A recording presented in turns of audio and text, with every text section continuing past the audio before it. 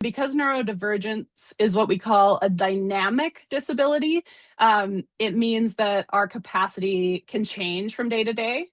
So it doesn't look the same on every single day. So people's accommodations also change every day and what they need. So if we think about like heading into an appointment where transitions are very hard, how can we best support this transition, which is kind of what I was describing before about knowing that one of my children has a hard time transitioning and leaving the house.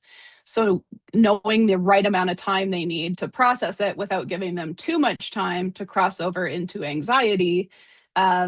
It's like this well-executed dance that I have to be aware of at all times to help co-regulate.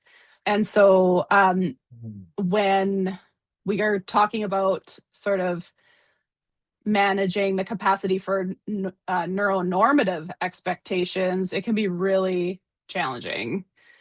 Yeah, and there's lots of things that drain people's energy as well, like socializing or sensory overload, that you also have to kind of factor in as well with these things that are already challenging. Yeah, like something very typical. Let's say your family plan to go for Chinese food, and then Mhm. there's no seats. You have to change to Japanese food. That would be a big change. Absolutely. And for some people who are neurodivergent, there's only like a handful of foods that they can handle eating. So then it really amps it up even more if that's the case.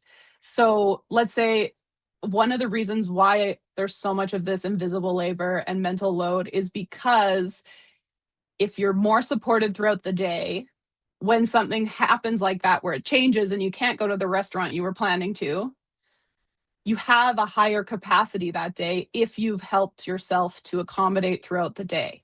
So, but if you've been expected to live up to unrealistic expectations, or you've already given so much energy to changes and transitions and socializing throughout any given day, you will have less capacity and are more likely to experience what people refer to as sort of a shutdown or a meltdown, because you don't have as much capacity in your like reserves that day because you've already used it up.